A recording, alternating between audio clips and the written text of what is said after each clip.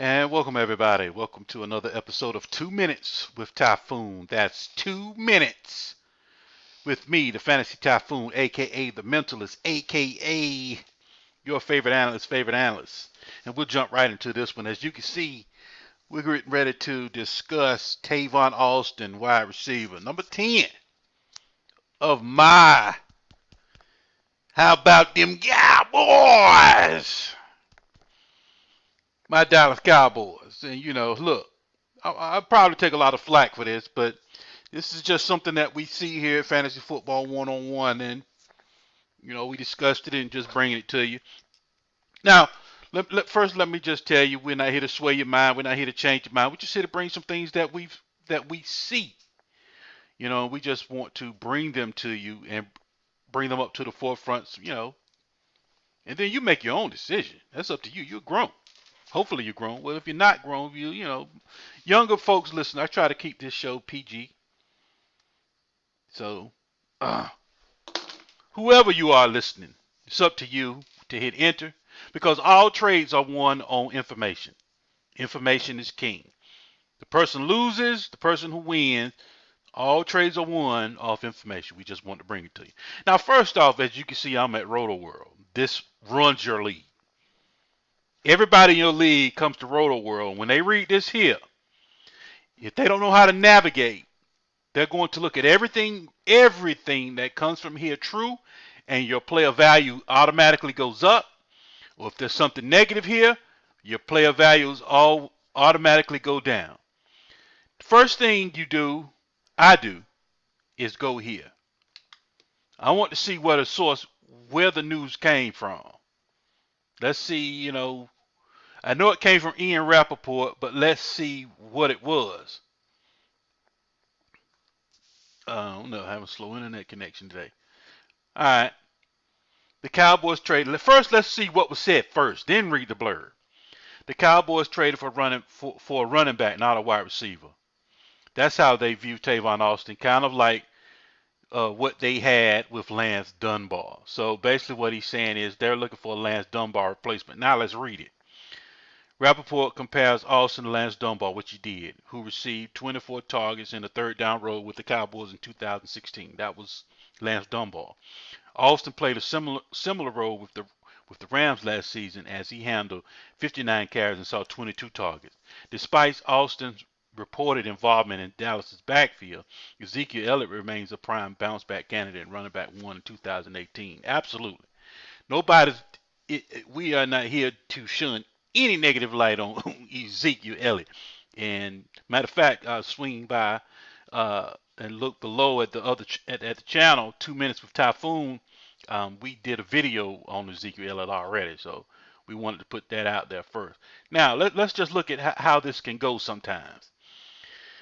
This is Adrian Peterson's blurb, latest blurb they put up. They're saying Florida Football Insiders reports the Bucs may have interest in free agent Adrian Peterson. This, created a firestorm for Rojo, and that was your buy opportunity because this is not happening. Now you go look at the article. This is what I want you to look at the article. Should Bucs consider bringing in Adrian Peterson? There's nothing where Dirk Carter or Jason Light or anybody in the organization has said they have their eyes on Adrian Peterson. This is Florida Football Insider saying, hey, it's an option out there. In 2017 they were after him, so maybe they might be after him this year. Nothing solid. And then it ends, will the Bucs be interested with all the leverage in their favor for a short-term, inexpensive deal with Adrian Peterson? That was just fluff, and it got a whole lot of attention. So I just want to bring it to you. That was just totally based on nothing. And a lot of Rojo owners got nervous. So I just want to show you the power of Roto World. Let's go to this one. Now they're talking about his workload. Speaking in the Cowboys post-draft press conference, EVP Stephen Jones said the team wants to get Webb back. We call it multi-back They call it web back. Tavon Austin a dozen or 2 dozen touches per game.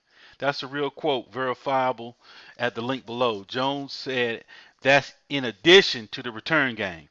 Austin lost return duties to Pharaoh Cooper last season and averaged 4.5 touches on offense. Even during his Jeff Fisher heyday of 2015, Austin averaged just 6.5 touches. We are going to assume that front office that we are just going to assume the front office doesn't actually mandate that Austin is one of the most heavily used players in football this season, but the Cowboys have made abundantly clear they want to feature Austin in their old Lance Dunbar role. So that's twice we heard the Lance Dunbar role. Let's see. Now we hear the OC. You heard the VP. Now you hear the OC speaking. Cowboys OC Scott Linehan expects Tavon Austin to get most of his snaps at receiver. We'll use him for a lot of things, but he's a receiver first, said Linehan. Some of his skill set is as an outside receiver, but he can move around.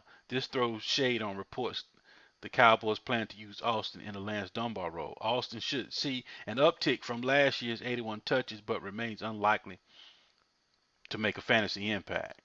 And then here's the last one. Here's Dak Prescott telling you what's going on. So you got the VP, then you got the OC, then you got Dak.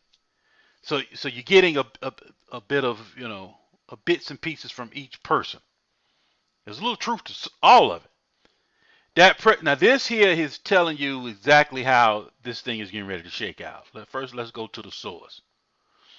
Where did it come from? All right. This is what really was written. Dak Prescott on Tavon Austin. Dak Prescott was talking about Tavon Austin. Coaches have a great plan, whether it's getting him out of the backfield, lining him up at X, lining him up at Z, putting him in the W, which is a slot. He's a guy we get the ball in his hands. He'll score some points and get a bunch of yards in this offense. That's what Dak said.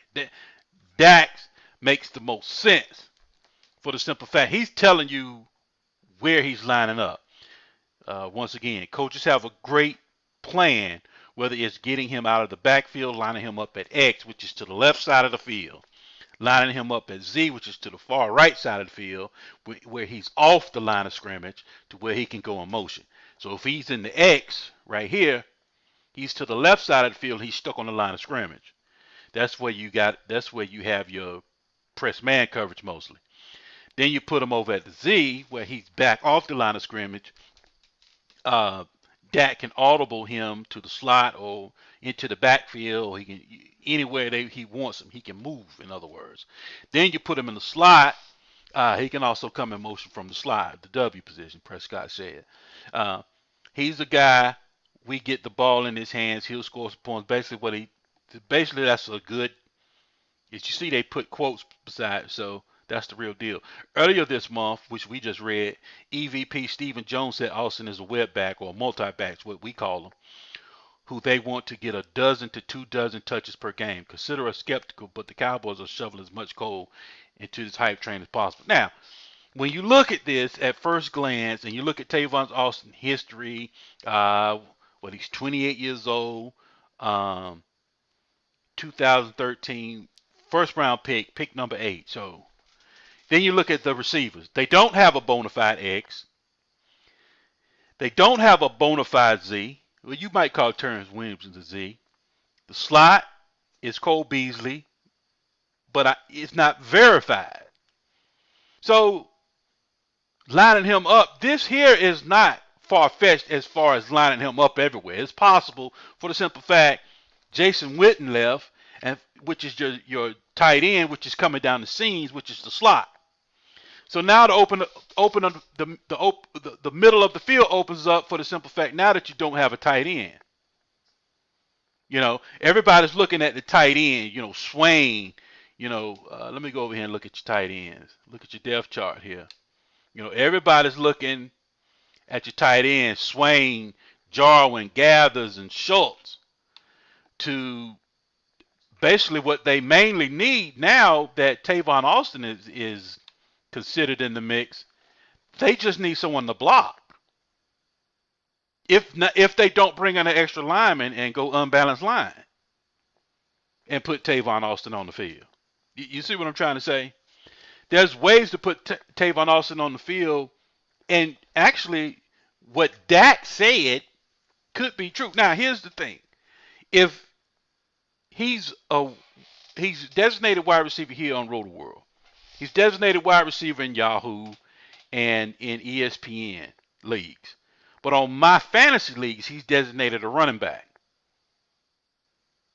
and he's sitting in the wide receiver meetings room.